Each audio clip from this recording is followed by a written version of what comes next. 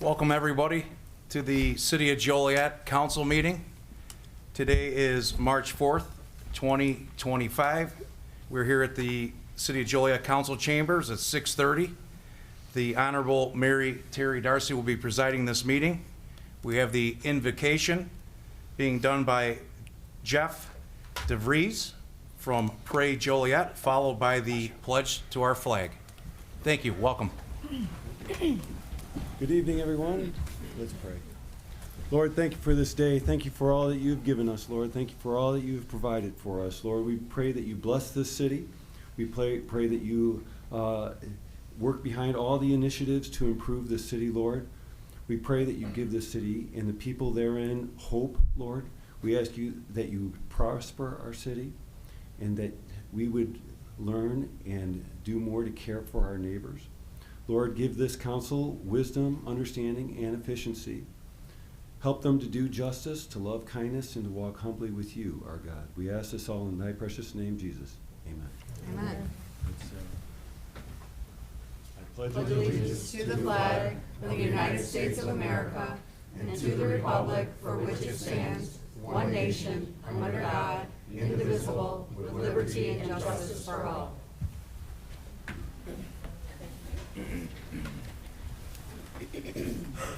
Okay.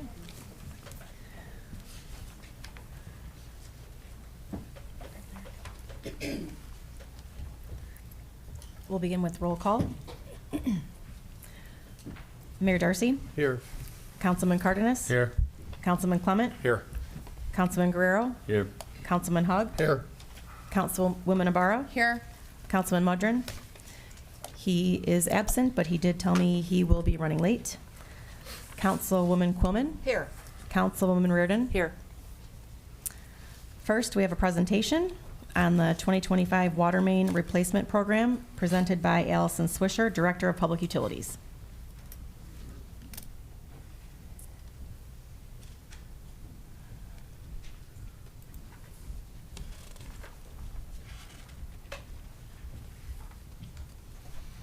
Hey, Mayor and Council, thank you. Tonight I'm going to be doing an update on our 2012 Water Main Replacement Program. We have warmer weather coming up, so of course that means construction season. So the agenda tonight, just quickly the background of why we are embarking on such a significant water main replacement program, talk about the details of what projects are included in the 2025 program, and then discuss our public outreach and communication plan. So last night's presentation was a nice segue into tonight's presentation. We are replacing all of the water mains within the city that were constructed prior to 1970. That is a total of 192 total miles that will be replaced, and the program cost is approximately $594 million.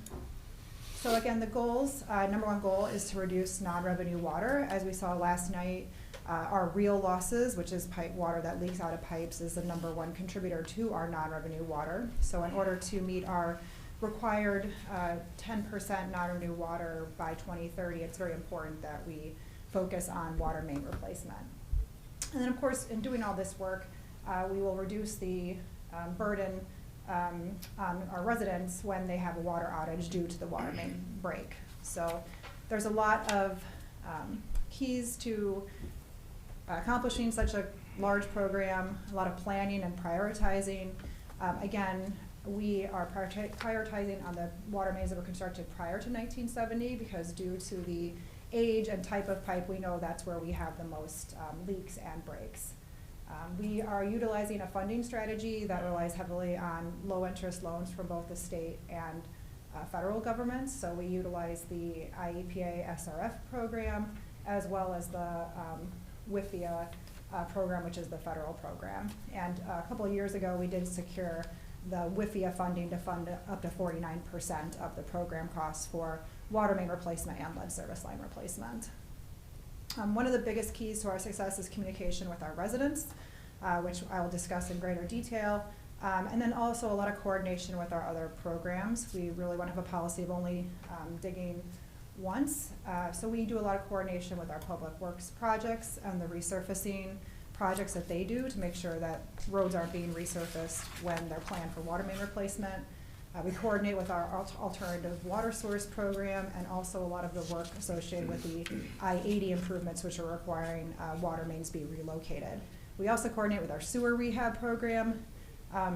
That was an item on the agenda also tonight for we evaluate sewers in the areas where we do the water main replacement, again, to make sure that we don't have to come back and dig in the same area twice. So this is our 2025 program. It's approximately 30 miles. That's the number of miles that we committed to the Illinois Department of Natural Resources per our water system improvement plan. The approximate cost is about $75 million. And again, our water main replacement is again concentrated in that focused area where we know we have the greatest amount of water loss. As part of the water main replacement program is lead service line replacement. So as we encounter lead service lines during the water main replacement program, we do replace the entire service, that's both the public and the private portion, at no cost to the resident. So Joliet has been extremely progressive in really tackling the lead service line issue and obtaining funding for that replacement from IEPA with principal forgiveness, and really just being very proactive again to replace the lead service lines. So our goal with lead service lines is to have all of the lead service lines removed by 2030 in conjunction with the completion of this water main replacement program. So we have a lot of information about lead service lines. We have an inventory on our website, so anyone who wants more information can go to joliet.gov/get the lead out. This is our schedule. So we have projects that'll be starting very soon. April is not that far away. And again, these are all coordinated based on, we stagger these so we can get the best contractor pricing, and also to make sure that we're staggering our staff that oversees the projects. Again, talking about our construction services approach, we have a contract with Burns & McDonnell, and they assign inspectors to each project, and then they also have a resident engineer who covers multiple project areas. Those resident engineers are all overseen by a project manager, so we do have boots on the ground representing the city at every project site who can make sure that the project is being completed correctly. So we're getting into communications. The website is the #1 source for information for anyone who has a question about the project. So we have an interactive map where you can go onto the website, click on the project area, and it'll bring up information such as the contractor's name, a start date, and we also provide weekly updates. There's also on there a phone number for one of our on-site inspectors who residents can call, and that's really the fastest way to get your issue resolved, is to call the person identified on the website that oversees that project area. We also communicate with the residents by sending out letters. Actually, this past Friday, we sent out over 3,500 letters to residents who live in these project areas. They're sent in English and Spanish, and they provide general information about the project, and again, provide residents with that website address so that they can go there for frequent updates. We are also hosting an open house. We've done this on an annual basis for the past few years. It'll be held March 19th from 5 to 7 at our East Side Wastewater Treatment Plant Administration Building. There, residents can come and speak with project representatives and the engineers who designed the projects to get more information about their specific project area. We'll also be attending neighborhood meetings where a neighborhood association exists in the project area. So anyone who would like to have someone come and present that information, we'd welcome any outreach from you to invite us to those meetings. We also use social media and Everbridge, so periodically throughout the construction season, we'll just send reminders out about going to the website. That's, again, we really try and push everyone to the website to get information about the project, about the projects, and we also utilize Everbridge also. So residents who are not signed up for Everbridge, who live in these areas, should do that so that we can make sure that you're getting alerts as they come up. And lastly, if a resident was not informed by the letter or the social media posts or didn't attend the open house, we do door hangers. So prior to construction starting, we do a door hanger, again, providing information, again, pushing the website address, and then we do the door tags then at other major key milestones throughout the construction, such as when there's a temporary water outage, and also when there might be a delay in landscaping. This is probably the number one question we get is, the contractor's not here and there hasn't been any restoration done, and that's typically because we don't do grass restoration in the middle of the summer. It's just not conducive for good growth of that lawn. So that was a very quick overview of our 2025 water main replacement program. Again, we've been doing, this is our 8th year of doing water main replacement on a large scale, but 30 miles is a significant amount. So again, we ask for everyone's patience. Please drive safely through the construction zones. And again, utilize the information available to get your answers most quickly. Thank you. Thank you. Thank you.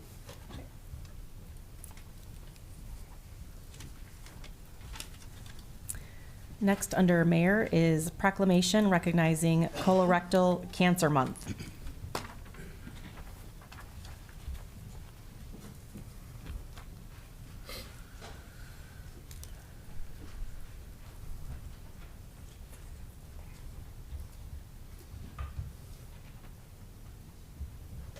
Good evening, everyone. Proclamation from the Office of the Mayor, Terry Darcy. Whereas colorectal cancer is the second leading cause of cancer in the United States among men and women combined, and is one of the few cancers that can be prevented with timely screening. But 1 in 3 eligible Americans are not up to that date on screening. Whereas colorectal cancer is the leading cause of cancer death for men and second leading cause of cancer death for women under the age of 50. American Indian, Alaska Natives, Black Americans are more likely to be diagnosed with colorectal cancer and more likely to die from the disease than other groups. Colorectal cancer is expected to account for 12% of cancer deaths among Hispanic men and 9% of cancer deaths for Hispanic women. Whereas Americans in rural areas are more likely to be diagnosed with and die from colorectal cancer than Americans in urban areas. In 2024, there were approximately 152,810 new cases and 53,010 deaths from colorectal cancer. The national goal established by the National Colorectal Cancer Roundtable is to strive to increase timely colorectal cancer screening rates to 80% in every community for all Americans eligible for screening. Whereas observing a colorectal cancer awareness month during the month of March would provide a special opportunity to increase awareness and offer education on the importance of early detection and screening of colorectal cancer. Now therefore I, Terry Darcy, Mayor of the City of Joliet, Illinois, do hereby proclaim March as Colorectal Cancer Awareness Month. And it's signed by the Mayor, Terry Darcy, and I'm sure we all approve of this because this is a deadly disease, but it can be prevented. And so now we have Miss Winora Farrell. She used to work here with us a long time back, and so good to see you, and she has a story to tell. I do. Just Good a luck, few my dear. words, and I'll say I'm back, and I'll probably be back every year around this time. I'd like to call up my grandchildren, just really quick. They knew their role in this, but like stand up, hold that up, because that's pretty important too. So again, if I could repeat who I am Winora Johnson, used to be Fair. Okay, sorry. No, that's okay, that's okay. And I'm a former employee of the City of Joliet, Navy veteran, and 3-time cancer survivor. The organizations I represent and work closely with are Fight CRC and Force Facing Our Risk of Cancer Empowered. I'd like to introduce to you my grandchildren, -1, future doctors, scientists, and advocates who share my efforts around educating and bringing awareness to colorectal cancer. They're holding a proclamation from the state of Illinois that's been signed by Governor Pritzker himself, also bringing awareness to colorectal cancer. So thank you again. And just a little snippet of my story. It actually begins in 2011. My home was burglarized because I left the door unlocked. My ability to feel safe in the future was gone, and the prized possessions were removed. And while I was never able to get those possessions back, I was taught a valuable lesson about the importance of locking and securing your home. But let me further explain the analogy of this home burglary. Only the home I'm referring to this time is actually different. In 2011, cancer burglarized my body and left me feeling unsafe and unsure about my future. One of the prized possessions was about 8 inches of my colon that was removed, that I will never get back. The valuable lesson that I learned that day was the importance of education and awareness around colorectal cancer, a silent and deadly disease.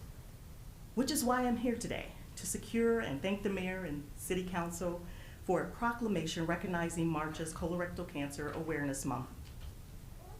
And just to give you some statistics, it is estimated that by 2030, that's in 5 years, the incidence of early age onset colorectal cancer is predicted to be increased by 140%.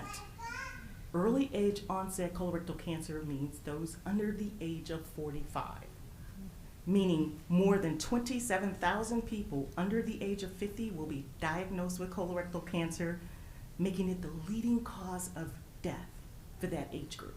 Preventable, all because of awareness and education. Regular screening beginning at age 45 is the key to preventing colorectal cancer, and if you're 45 to 75 years of age, get screened for colorectal cancer regularly. If you're younger than 45 and think you may be at a high risk for getting colorectal cancer, or you're older than 75, talk to your doctor about screening. So thank you again for this proclamation. It is indeed life-saving, and without calling out anyone who's due for a colonoscopy, this message is for you. So thank you again, and for listening to my story.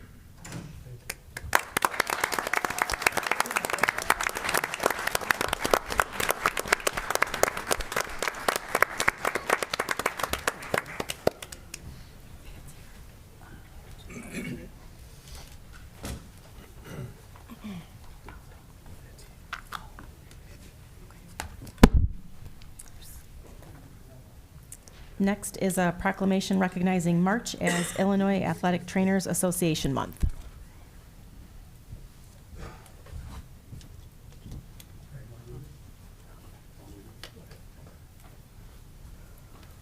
This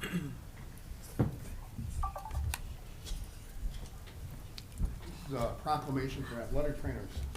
I've been a football official for about 40 years. First game I ever did in my life was 1978. What were you doing in 1978? There you go.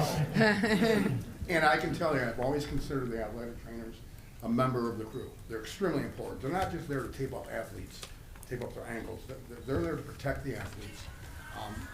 We actually, as officials, if we have any doubt that a player is showing some kind of signs for concussion, we have to send them off the field.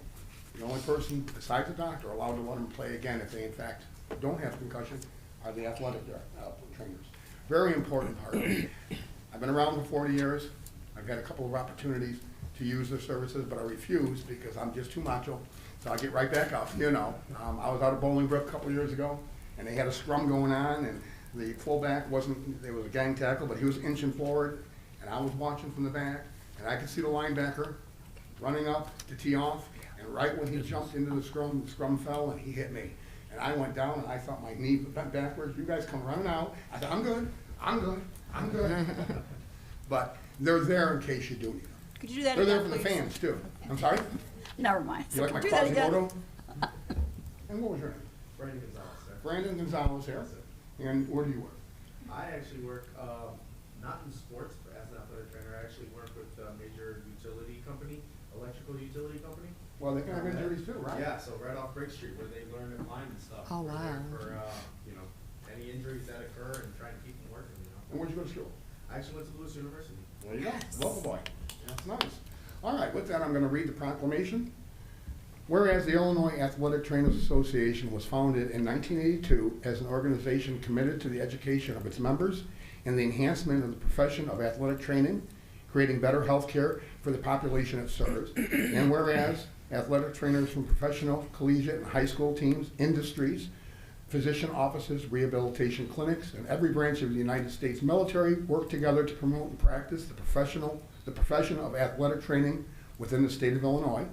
And whereas the athletic trainers have a long history of providing quality health care for patients of all ages and persons engaged in a regular physical activity. And whereas athletic trainers are highly skilled healthcare professionals who specialize in immediate, acute, and emergency care, examination, assessment, and diagnosis, injury prevention, risk management, therapeutic intervention, and rehabilitation of injury and illness. And whereas leading organizations concerned with athletic training and healthcare have united in a common commitment to raise public awareness of the importance of the profession of athletic training and the role of athletic trainers in the provision of quality healthcare services. And whereas the City of Joliet desires to promote improved healthcare for athletes and all of those who engage in physical activity, now therefore, I, Mayor Terry Darcy, Mayor of the City of Joliet, Illinois, on behalf of the Joliet City Council, do hereby proclaim the month of March as Athletic Training Month and call upon residents of Joliet to recognize athletic trainers for their honorable work in keeping the community healthy. And it's signed March 4th, 2025, Terry Darcy, Mayor of Joliet.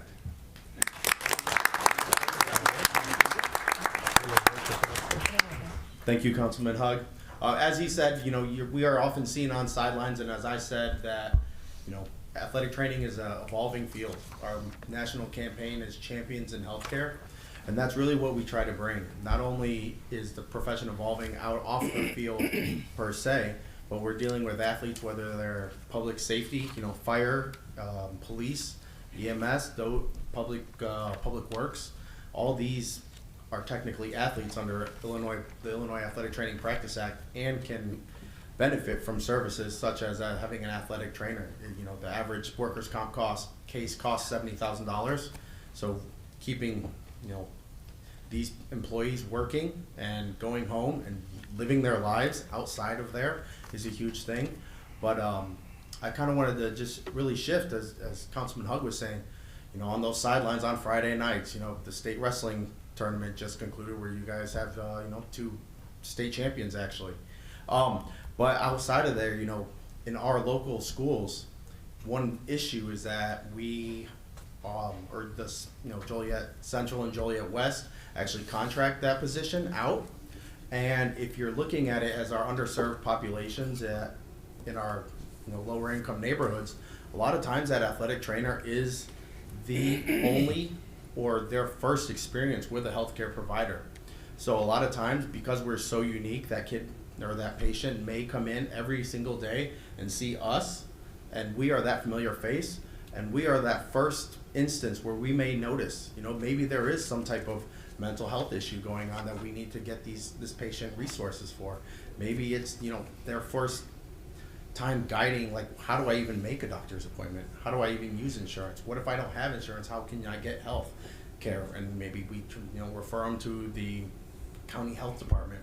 So, we really do try and be champions in healthcare. And I know one big thing for us locally would be, like, if we could get, because those positions as athletic trainers in high schools and elementary schools, it's actually very coveted if it's employed through the actual school. When it's an outreach position like it is here, a lot of times there's a lot of turnover, and then you have to rebuild all that trust again every year, right? And so a lot of the students, as they turn over and grow, it kind of just makes a lull in their healthcare and making sure that they do stay safe and living their lives. That's all I have. Thank you so much. Thank you.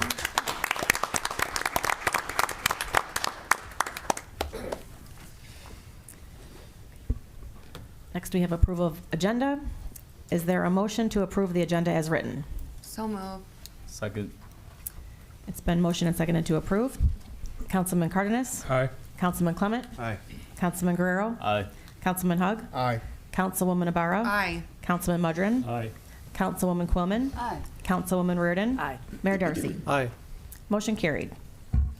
Next is citizens to be heard on agenda items. Is there anyone who would like to speak on an agenda item? Anyone? Seeing none. Next is appointments. The mayor is recommending Katie Goulis be appointed to the Joliet Public Library Board, replacing Carla Montegano Liberti. Is there a motion to approve? So moved. Second. It's been motioned and seconded to approve. Councilman Clement? Aye.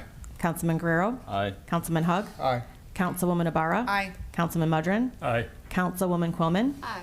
Councilwoman Reardon? Aye. Councilman Cardenas? Aye. Mayor Darcy? Aye. Motion carried. Council committee reports. Public assets.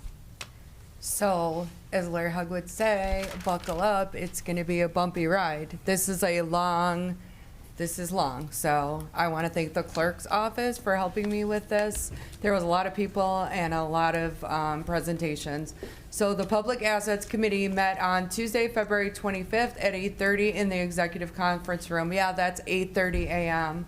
In attendance was me and Councilman Cardenas. Councilwoman Reardon did call to let me know she was unable to attend the meeting due to an emergency.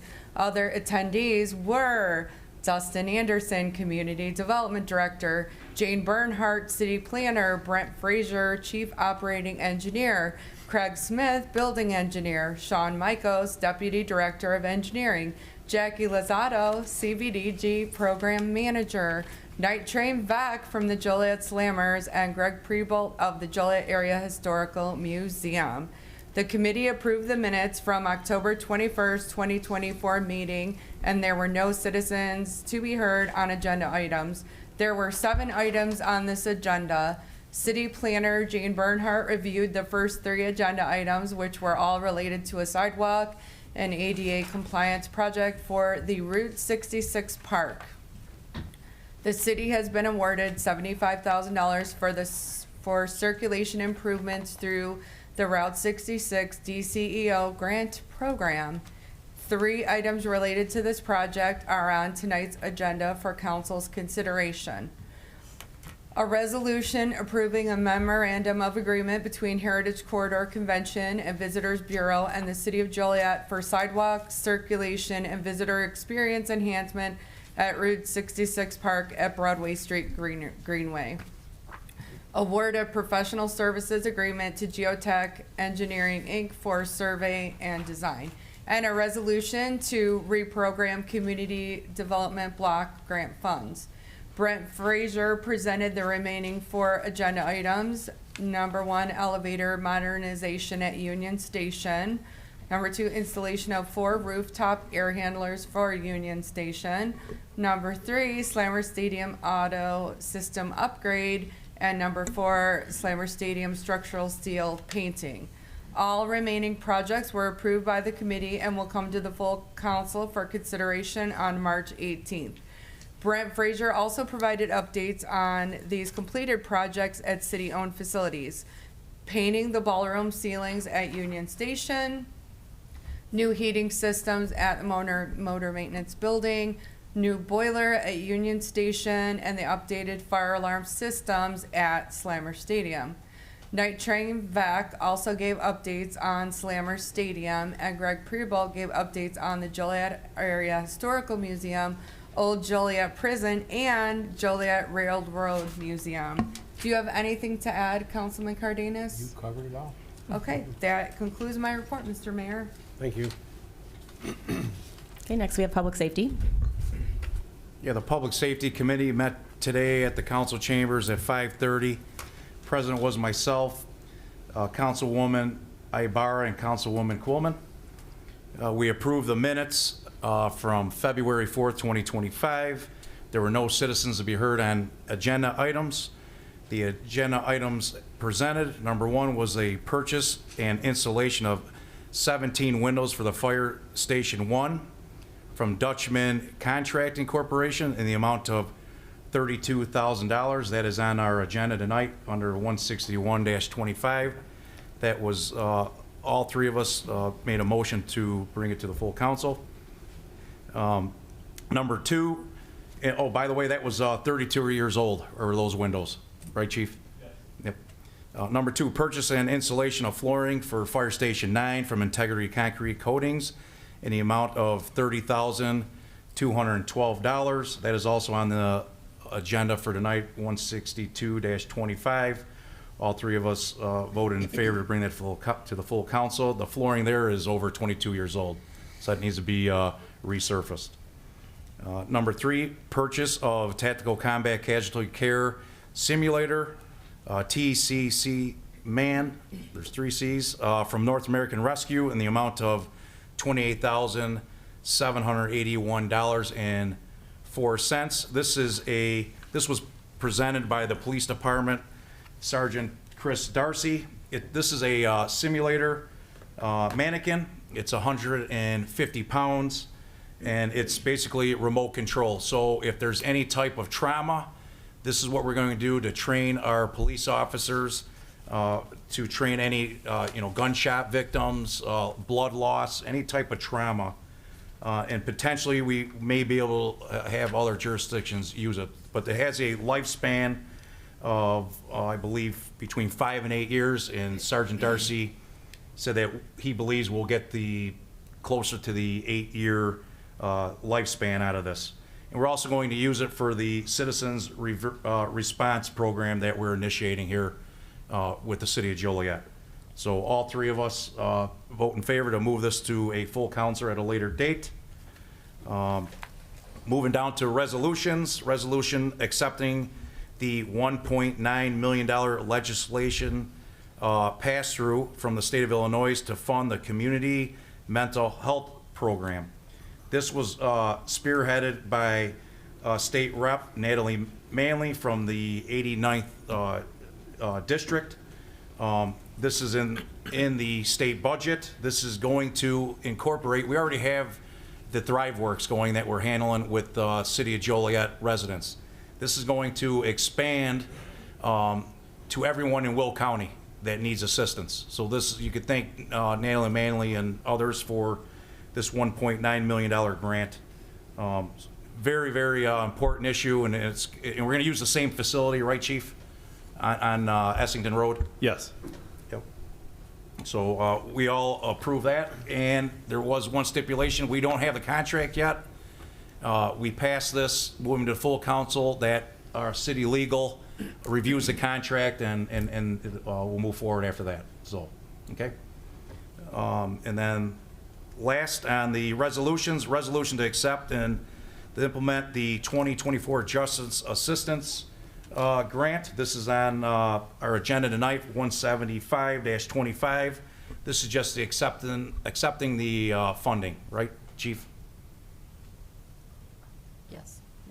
The grant money. We're just accepting the grant money, right? That's correct. Okay. And that was approved by all 3 of us. New or old business, Councilwoman Quillman spoke about police and fire safety drill for the council. And then Councilwoman Ibarra was very interested about the police simulator, and was very interested in that, seeing how that works. So we did not have any public comment, and then we adjourned the meeting. So did I miss anything? Well, all these items were budgeted or funds were available, which people need to know that.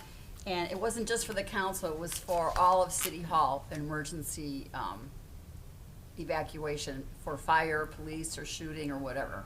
So it wasn't just the council, I don't have to think we're just special. No, right. It's for all the employees. Yeah. I have one thing to add. Yep. That they said that according to the Safety Act by law, they need so many training hours on life-saving measures as the police department. And a class costs $8,000, but this doll costs $28,000. So I think like we're saving a lot of money by having this in our city. We can do the education right here. They can get in their hours, and we have it for hopefully 8 years. So I think we're saving a lot of money by doing this. And the training came with the fee here. So, Thank you. and I have a pamphlet here. I'll pass it down if you want to take a look at it. Mr. Mayor, that's my report. Thank you. And public service. But, real quick before I give the public service report, I'm impressed. I don't know who's responsible for the windows at the firehouse, Just by coincidence, in the fall, my wife and I had to replace all of our windows in our house. They were 30-some years old, and there were 17 of them. It caught my attention. We got quotes as high as $64,000 for 17, one was $45,000. We did pay much less, local business that we went to, but wow, 30-some thousand dollars for our house, our standard residential windows. These are commercial windows, which are much more expensive. You guys really, however the bidding process worked, somebody was hungry. That was good. That was good. We got to outfit all the firehouses now with the same windows. That's a damn good price. The Public Service Committee met yesterday at 4:30 here in the council chambers. On the committee and in attendance was Councilwoman Reardon, Councilman Mudrin, and myself. Also in attendance with their staff was Director of Public Utilities Allison Swisher and Director of Public Works Greg Ruddy. We have 7 contracts we looked at. I'm not going to go into each of them. I'll touch on a couple of them. I will say that 6 of the contracts were unanimously sent forward after review with no problems as far as bids and RFQs from the committee to the full council with a recommendation to approve. The 7th one did not get a recommendation not to approve. We had questions that were answered yesterday during the pre-council by our legal staff after the committee meeting, so we sent it forward without any recommendation until we found out the legal. I'm not going to speak for Councilwoman Reardon or Councilman Mudrin. Well, I am now in favor of supporting that one. Thank you, Todd, for the information. It was a little tricky, and it worked out great. So we have 7 of them. The first one that I'll touch on was $539, almost $540,000 to RJN Group.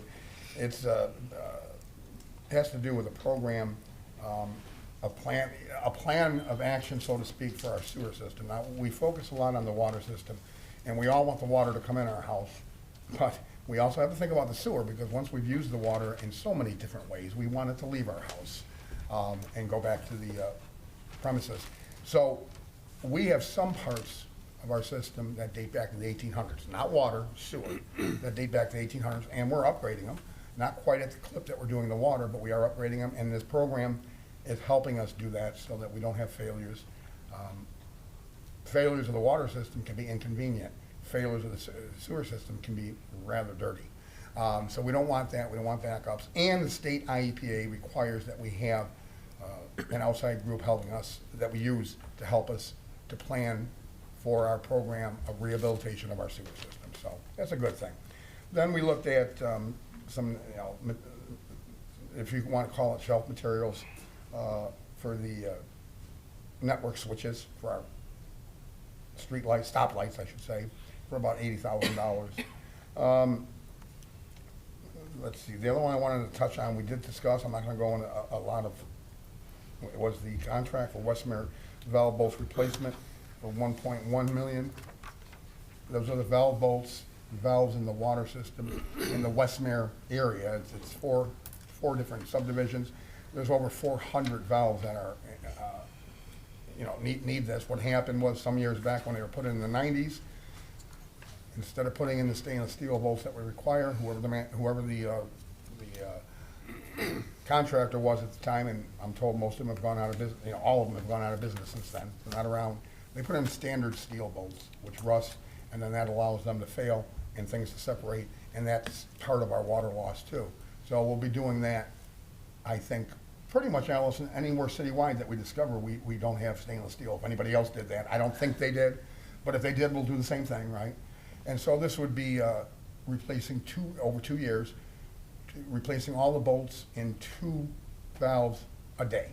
It takes about a half a day per valve, and that's one of the several reasons why it was subcontracted out, because we just couldn't get it done with the staff. We don't have the tools necessary for some of them because how deep they are and things of that nature, but mainly because water loss is the catchphrase keyword of the city of Joliet right now. Between now and 2030, we need to get down at 10% or below, and every little bit helps. So we also looked at the bids to supply or sell us 22 Ford Explorers for the fire department and one for the police department, excuse me, and one for the fire department, and with upfit costs involved, and we approved it for a total of $1.4 million. These are Ford Explorer Police Interceptors, and I believe, yes, local bidder Ron Terrapelli got that contract. And always nice to keep the money local whenever possible and meet our needs. We had 2 items on our change order pay estimates, pretty routine. One that I will touch on was a credit back at the conclusion from PT Farrell for $370,000. So we're gonna pay them $370,000 less than we contracted for because it came in cheaper. That's always nice to hear. Then we had 2 ordinances, 2 items under ordinance and resolutions. We call it housekeeping. One is approving to use Rebuild Illinois bond funds. You have to do that for any project you do. You have to formally, after you approve the project, approve the payment.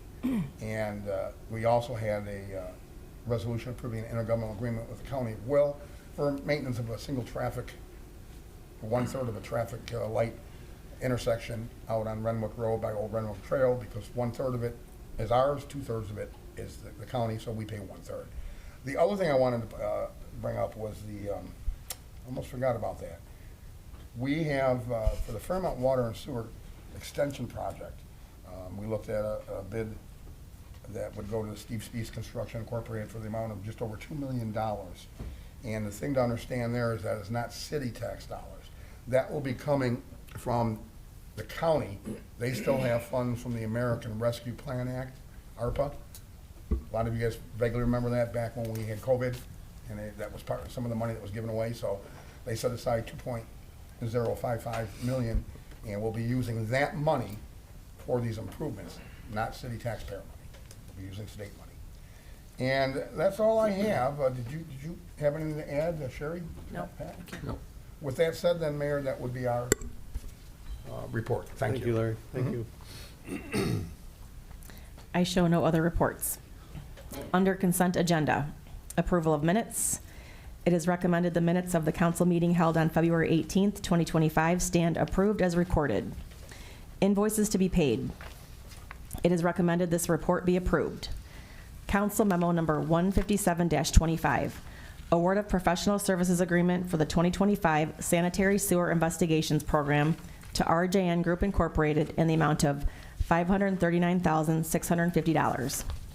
Council memo number 158-25, award of professional services agreement for the 2025 water loss control technical assistance program to Kavanaugh and Associates, PA, in the amount of $511,140. Council memo number 159-25, award of professional services agreement for water treatment residual rule compliance assistance to Duffield Consulting Engineers, LTD, in the amount of $63,874. Council memo number 160-25, award of professional services agreement for the Route 66 Park at Broadway Street Greenway improvements survey and design phase to Geotech Engineering Incorporated in the amount of $32,500. Council memo number 161-25, purchase and installation of 17 windows for Fire Station 1 from Dutchman Contracting Corporation in the amount of $32,000. Council memo number 162-25, purchase and installation of flooring for Fire Station 9 from Integrity Concrete Coatings in the amount of $30,212. Council memo number 163-25, advanced traffic management system, Phase B, network switch materials purchase order number 1 to Heartland Business Systems in the amount of $79,430.81. Council memo number 164-25, change order number 1 for the Broadway Center and Western Water Main Improvements Project to PT Farrell Construction Company for adjustment of project completion dates. Council memo number 165-25, change order number 2 for the Parkview North Water Main Improvements Project to PT Farrell Construction Company for a decreased amount of $370,112.94. It is recommended council memos 157-25 through 165-25 be approved. Is there a motion to approve all said consent agenda items? Yeah. I just wanted to point out for people watching that $32,500 for the Geotech Engineering for the Broadway Street Greenway improvements is part of an estimated $150,000 project. That is from a state grant, just so people know that. Thank you. Motion to approve. Second. It's been motioned and seconded to approve. Councilman Guerrero? Aye. Councilman Hug? Aye. Councilwoman Ibarra? Aye. Councilman Mudrin? Aye. Councilwoman Quillman? Aye.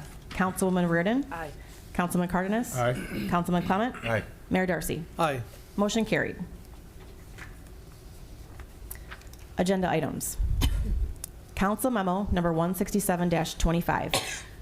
Award of contract for the Westmere Valve Bolts Replacement Project to Stitt Brothers Excavating Incorporated in the amount of $1,139,875. Is there a motion to approve the award of contract as amended with the following recommended language? The city may, by written order to the contractor, terminate the contract or any portion thereof if an arbitrator or judge issues a written order that directs the city to cease the work of the contractor on the project referenced herein. Is there any questions? No. Works for me. Thank you. Motion to approve? Second? It's been motioned and seconded to approve. Councilman Hug? Aye. Councilwoman Ibarra? Aye. Councilman Mudrin? Aye. Councilwoman Quillman? I'm going to have to abstain on this until we can avoid grievances in the future. Since we have a grievance that has not been settled yet, I don't feel like I can support this. However, this can be avoided in the future, and so therefore, again, I abstain. Councilwoman Reardon? Aye. Councilman Cardenas? Aye. Councilman Clement? Aye. Councilman Guerrero? Aye. Mayor Darcy? Aye. Motion carried. Council Memo Number 168-25. Award of contract for the Fairmont Water and Sewer Extension Project to Steve Speece Construction Incorporated in the amount of $2,055,015.08. And the Amendment Number 1 to the Professional Services Agreement for the Engineering Design Services for the Fairmont Water and Sewer Extension Project to V3 Companies in the amount of $150,000. It is recommended Council Memo Number 168-25 be approved. So moved. Second. Any It's been- comments or questions? Yes, Mayor. Like I said, just very quickly for Allison, just so as a reminder to everyone here, could you just briefly explain what the what our sort of dynamic or relationship is with the Fairmont area for their water and sewer services, as it is in relation to the city of Joliet? Yeah, so back in about 2019, we were approached by the Fairmont residents about acquiring their water and sewer system. At the time, the township, which owned the system, was considering selling it to a private entity. So we were able to work with the residents as well as the county to receive funding to make improvements within the system. And so over the past 5 years, we've gone through the process of truly implementing improvements in the system, and the Fairmont residents are now customers of the Joliet water and sewer system, just like any other resident is, so they remain unincorporated. So we continue to work with the county on funding. This specific project is to a part of the Fairmont strategic plan, which is to encourage new growth and development. So these water and sewer extensions will provide water and sewer services to new businesses and homes that they hope to bring to the Fairmont neighborhood. Thank you. Yeah. And I remember too, Councilman, it was more of a humanitarian. They came to us. I was on the committee then, and I forget who else was on the committee. I think it was before Councilwoman Reardon. I'm not sure. Were you on? I don't think so. No, and Councilman Mudrin. And the bottom line was is that after 25 years, the Lockport Township did not want to run it anymore. They had an agreement to run it for at least 25 years, and they decided not to go any further. They were going to sell it to private water. That would have at least tripled, if not quadrupled, the folks that live in the area, which I would is described as moderate to low income. And in any neighborhood, that kind of increase in water, people complain about our water rates. We are far less than American Water and other companies like that. So we went through that, and we designed it. I should say Allison and her team designed it where it didn't cost us a penny.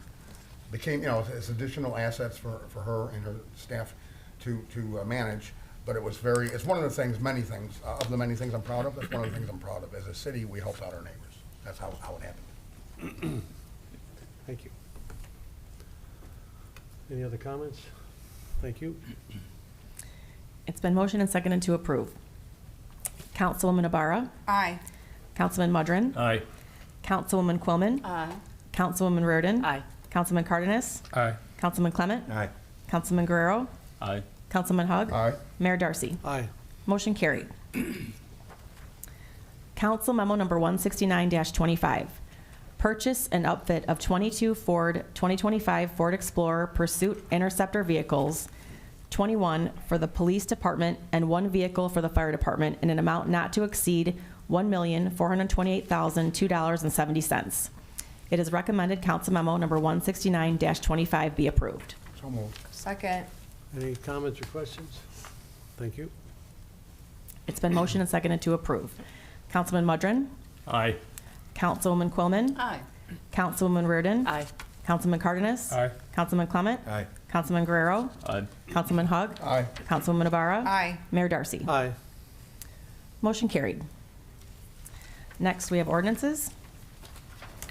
Council memo number 171-25, ordinance amending Chapter 4, Article 2, Section 4-15, ordinance of the City of Joliet Code of Ordinances. It is recommended said ordinance be adopted. So moved. Second. Any comments or questions? Thank you. It's been motioned and seconded to approve. Councilwoman Quillman? Aye. Aye. Councilwoman Reardon? Aye. Councilman Cardenas? Aye. Councilman Clement? Aye. Councilman Guerrero? Aye. Councilman Hug? Aye. Councilwoman Ibarra? Aye. Councilman Mudrin? Aye. Mayor Darcy? Aye. Motion carried. Council memo number 172-25. Ordinance amending Chapter 4, Article 2, Section 4-26, Ordinance of the City of Joliet Code of Ordinances. It is recommended said ordinance be adopted. So moved.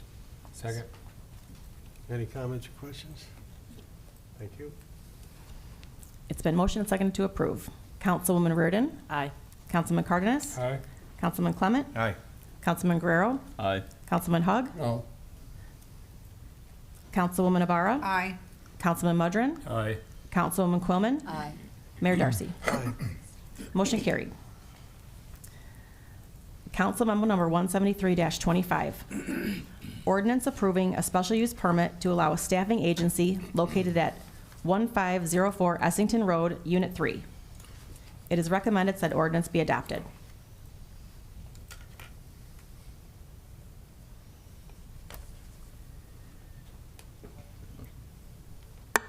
So for this vote, if we recommend that it be adopted, so if you don't want it to be adopted, then your vote would be no. Does it die for lack of a motion, or, and then we could probably make a motion to deny? We can, you can make a motion to deny if you like. Anybody want to, I'll I make a I don't want to step on your toes. Go I ahead. make a motion to deny. I'll second. Any comments or questions? Thank you. Okay. So just to be clear, now it's an aye vote if you wish to deny. Okay. It's been motioned and seconded to deny. Councilman Cardenas? Aye. Councilman Clement? Aye. Councilman Guerrero? Aye. Councilman Hug? Aye. Councilwoman Ibarra? Aye. Councilman Mudrin? Aye. Councilwoman Quillman? Aye. Councilwoman Reardon? Aye. Mayor Darcy? Aye. Motion carried.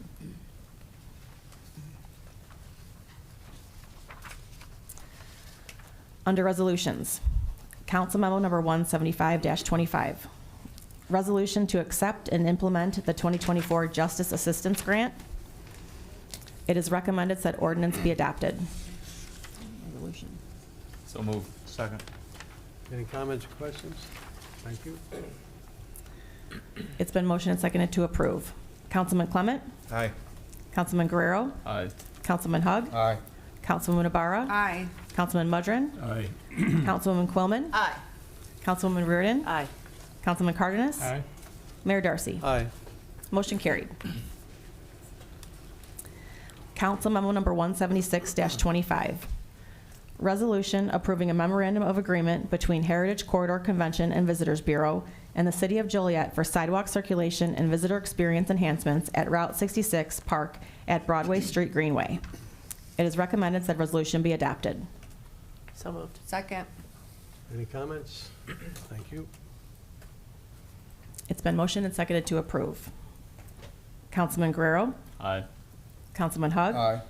Councilwoman Ibarra? Aye. Councilman Mudrin? Aye. Councilwoman Quillman? Aye. Councilwoman Reardon? Aye. Councilman Cardenas? Aye. Councilman Clement? Aye. Mayor Darcy? Aye. Motion carried.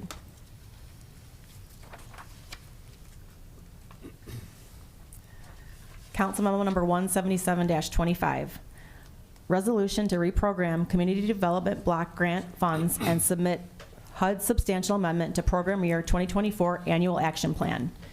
It is recommended said resolution be adopted. So moved. Second. Any comments or questions? Thank you. It's been motioned and seconded to approve. Councilman Hug?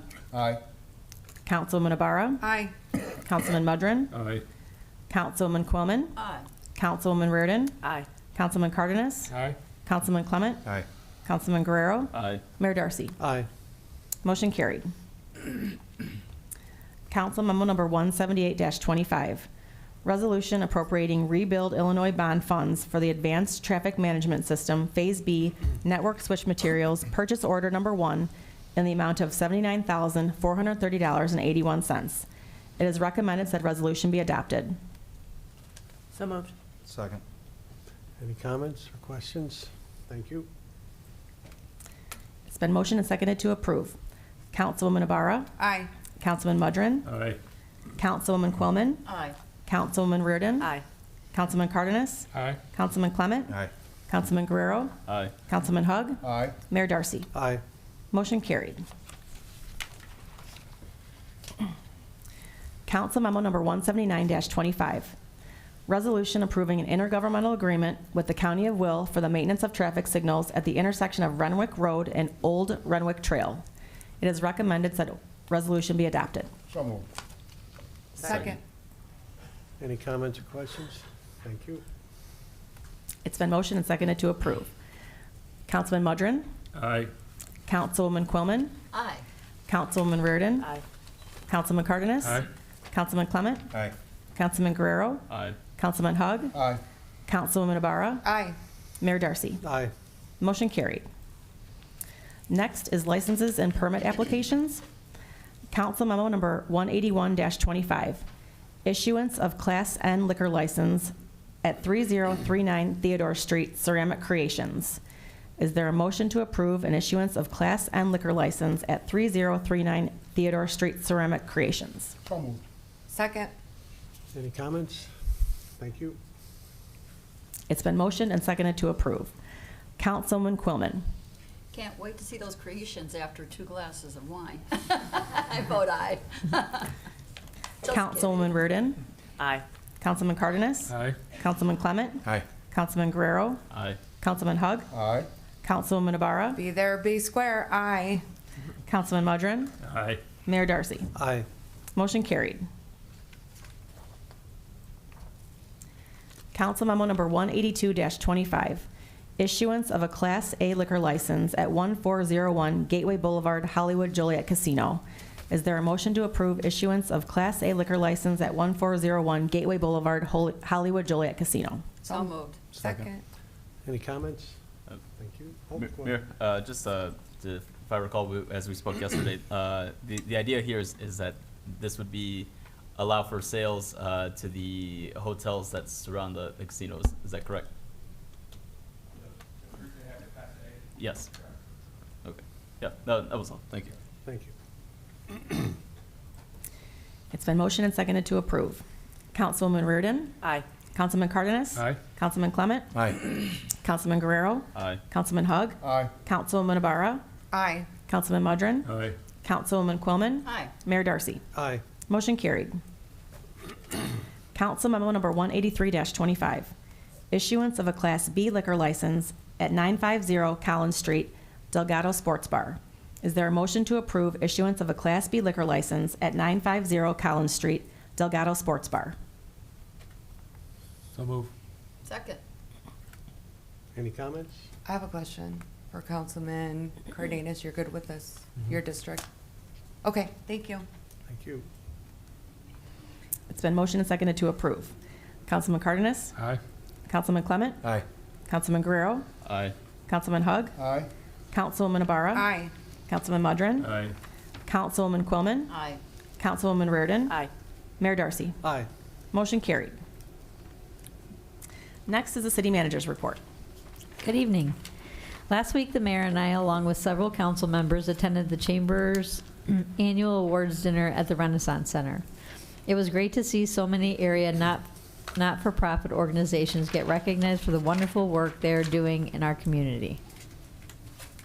We also attended the Chamber of Commerce February luncheon held at Harrah's Casino, where our very own director, John Lukanzik, gave a phenomenal presentation to local businesses about how to prepare for a disaster.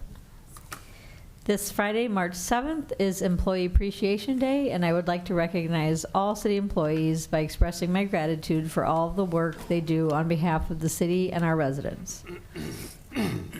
March 8th is International Women's Day. Congratulations to all the amazing women who live and work in Joliet, especially to those women who contribute to making Joliet a better place. That concludes my report. Okay, next is public comments. Is there anyone who would like to address the council this evening?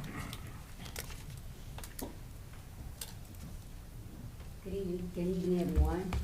My name is Trista Brown. I represent my organization, Speak Up. I first want to say February might be the shortest month, but it was Black History Month. And I really thank all of you who have came to what I call the Black experience, coming out, understanding how different people work, how things, our culture, and I appreciate that anyone that came out. Jan, thank you for attending when I thought the best Black History Month or things that we had, in which I was a recipient of an award for. But I just wanted to remind you to thank you again. I see that you didn't forget about the victims in the river, because I appreciate that you all didn't make it a moment, you made it a movement.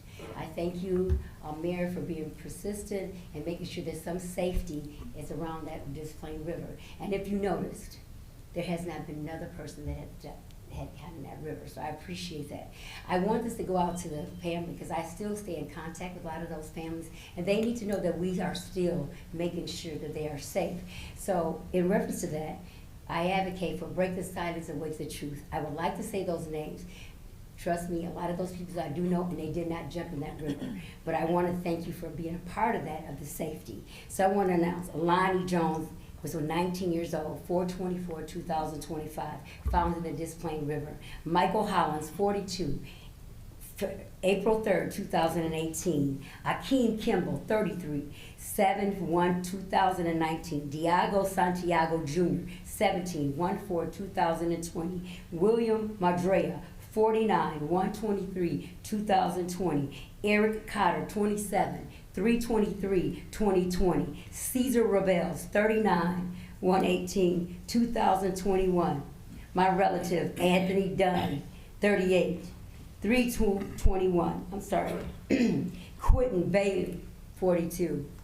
My relative, 9/10/1921. Robert Britton, 39, 9/6/2021. Doreen Smith, 26, 4/13/21. Jason Bigham, 24, 5/18/2023. Deshaun Green, 3/11/2024. The last victim, Robert Long, 37, April 19, 2024. I am standing in for those families, and I thank you for still considering and reminding them that we haven't forgot. We will break the silence, and we'll always be there. So I thank you again for still standing in for those victims. Thank you. Thank you.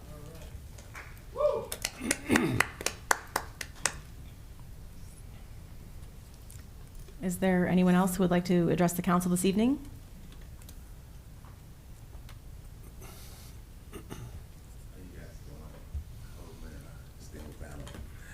Jan, Ms. Quinton, thank you. Thank you so much for what you did. And it meant so much to us at this Black History celebration. So we want to give you this.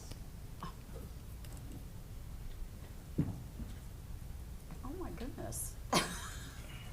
Thank you. You're welcome. Thank you so much.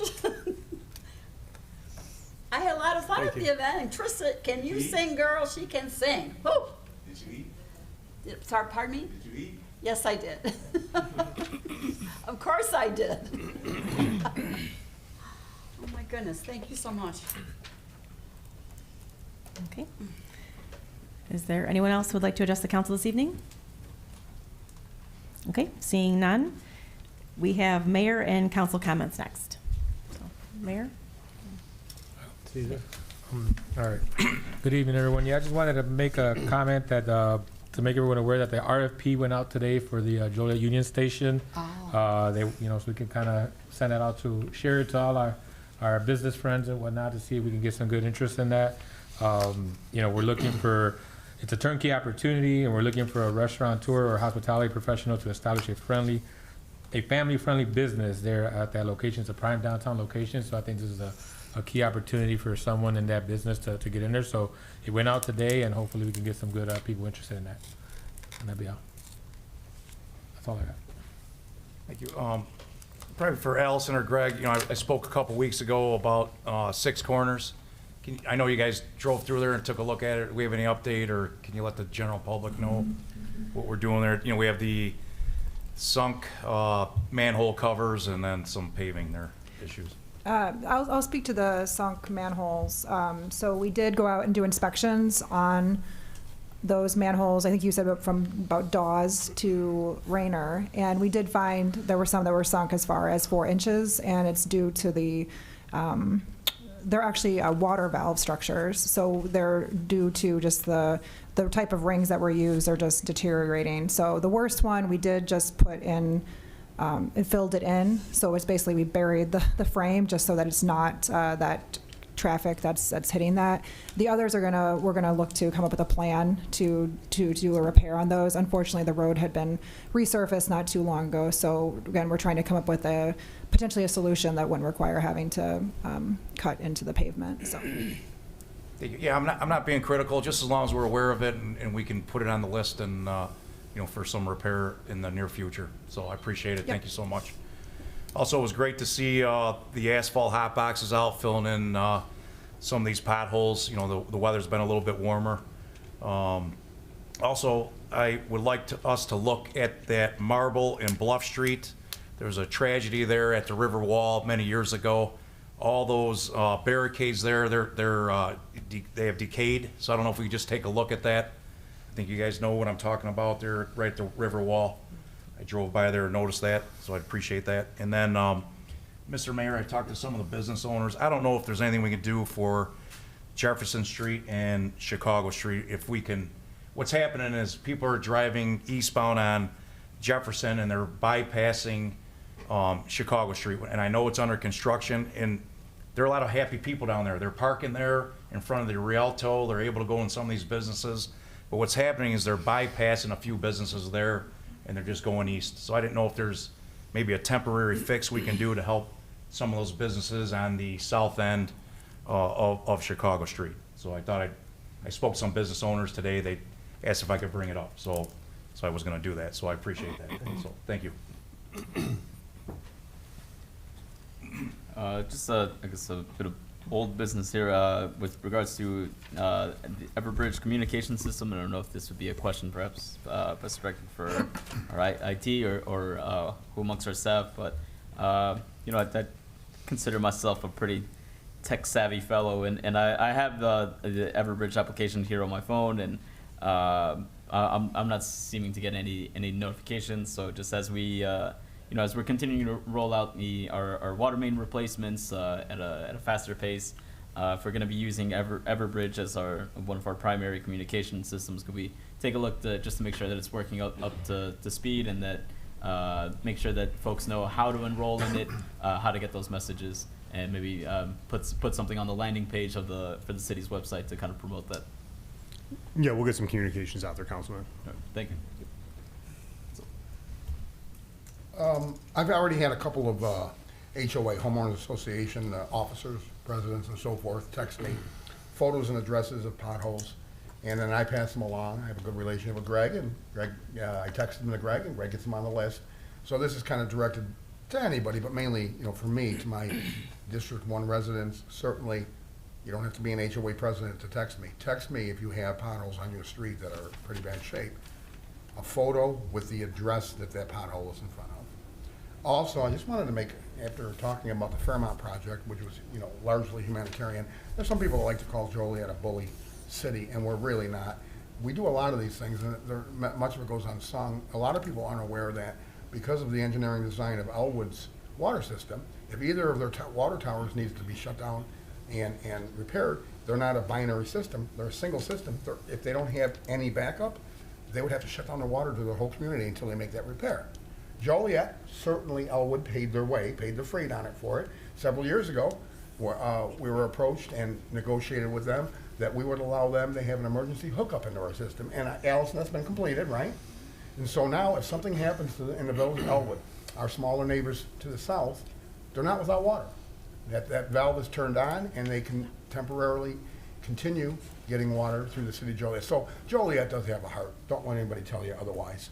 March 17th, everybody will be Irish that day, so there'll be a lot of celebrating and, party responsibly.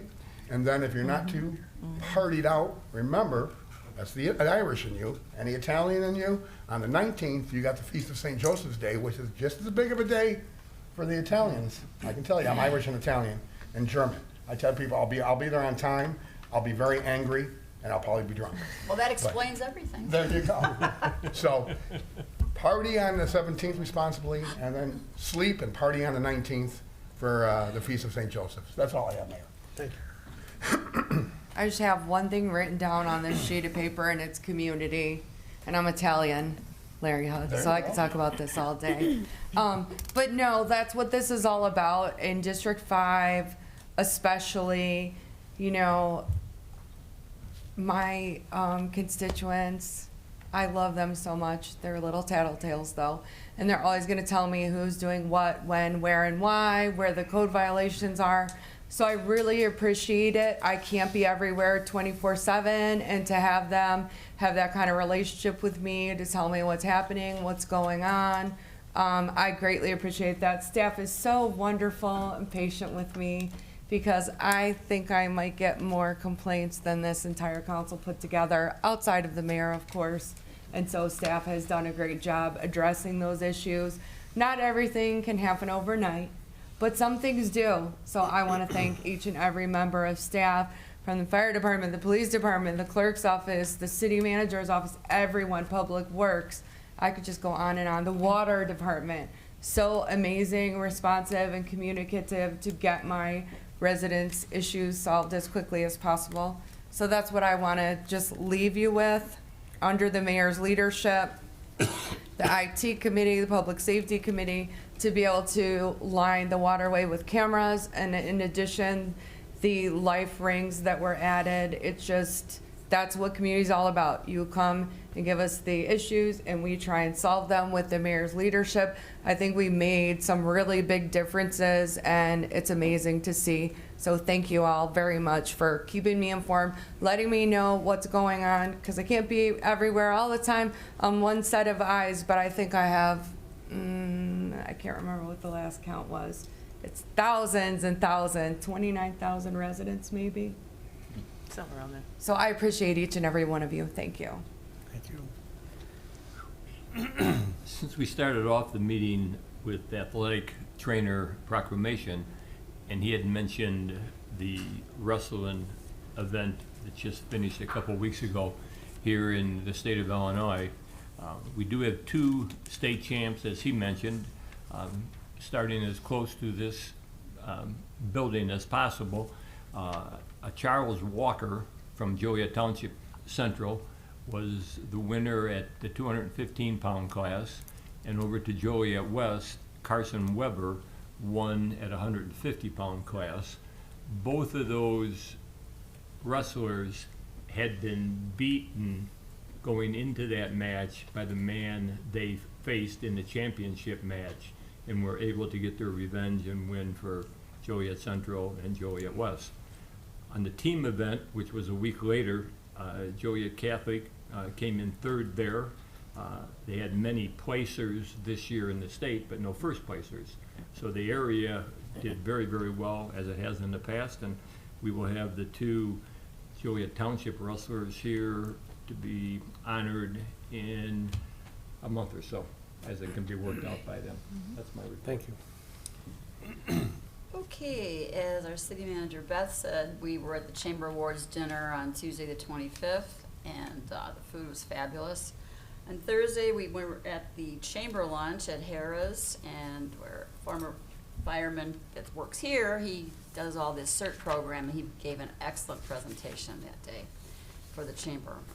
On the 28th, I was at the awards dinner for the Black History Month that was held at the Royal Palace on Jefferson Street, and former Councilman Terry Morris was also honored, as well as Trista and several other folks. It was a very wonderful event, and food was delicious, and we all had a good time. The entertainment was fabulous, and boy, like I said, she's gone, but Trista can sing. Boy, can she sing. Very good. Let's see, on Saturday, I went to the St. Baldrick's that was attended at Heroes and Legends, and that's to shave your head for child cancer. No, I didn't, but I donated money, okay? And that's to have the hair for kids that don't have wigs, and that they're made out of that for real hair for them. It was very well attended. On Sunday, I went to the Bolingbrook Country Club for the annual chef's tasting for UCP, which is for United Cerebral Palsy, and the place was sold out, and they made thousands of dollars on the silent auction, but also the live auction items. And with that, that concludes my report. Thank you. Thank you. I'm going to bring up the luncheon one more time, where John Lukansik did do a great presentation of how we can prepare in case of a tragedy, a massive tragedy involving everybody. Unfortunately, it just scared the heck out of me and told me how ill-prepared I am. So gotta start buying some water. Anyways, the other thing I want to say, though, is he is working very, very hard on getting this CERT program going, which is the Community Emergency Response Team. And I would like to make a friendly contest with my fellow district people, because from what I heard at that luncheon is that perhaps District 3 has the most people signed up right now. It may have changed since then, but I'd like to make a friendly contest for all of us to see about getting more people in our district. I actually signed up today. It took 5 minutes. If you go to the Joliet.gov page, it automatically opens up on that page where it says to sign up for CERT. It's just a few things you have to put in there, and then you'll get a confirmation through your email that you have successfully signed up. So let's get it done. Thank you. Come on, District 5. Oh, and one more thing I would like to say, somebody on March 10th, a very special person, will be having a birthday, Beth Beatty. And Sherry Reardon as well. We share the birthday. We do share our birthday. But, so happy birthday to you, Beth. You too. Thank you. Happy birthday to both It's of not them. a happy, thank you. I was going to pass it on. So I too attended the Chamber Annual Award Dinner. I tagged along with Beth and Jan. They let me sit at their table. It was a good time. About 370 people. They do a really great job. There are about 700 or 800 members, and it's always great to recognize the wonderful businesses in our town. I do want to recognize, and I know Bob Ocon, you did a nice job with that article in the Herald News about the life rings that were put out along the river. Trista promotes Speak Up. And so we do hear when someone speaks up. And I really want to thank the chief and the fire department who put those in. I know they're more than just rings, Chief, aren't they? If you open up that case, it alerts someone that the case has been open and there's an immediate response. Is that correct? We have to have Wi-Fi installed, but it does alert. There's a big alert in the area, and we got to get Wi-Fi to get them to alert here. All right. So we can talk to IT and get a little Wi-Fi out there. All right. Thanks, Chris. Another thing that we talked about some time ago and has been in place, it probably didn't get as much notoriety, was motion sensing cameras, and Chief Evans was part of that. So we've got that river much more protected than we ever have. And again, if someone speaks up, we hear and we react. So we're really doing a lot of things like that to make our community safer. I also want to talk about we've increased our flock and Gentech cameras over the last year or so. We really are working hard to maintain the safety and protection of our community, to really know what's going on at all times. So I want to thank our police and our fire teams for doing all that. The past Sunday, I attended an event that Jeff DeVries puts on. It's called Pray Joliet. It was at the Mosaic Church on Larkin Avenue. It is a combination of all the churches in town that get together every 6 months. There were well over 200 people there, and all they do is they come and they get together and they pray for the city. And what more could we ask for than prayers for this community? So it was really heartfelt to be there, to hear the testimony of some of the people's lives who have changed. And we continue to turn the lights on in the city of Joliet. So God bless everyone and thank you. That's my report. Okay. Is there a motion to adjourn? Come moved. Second. All in favor? Aye. Opposed? Meeting adjourned.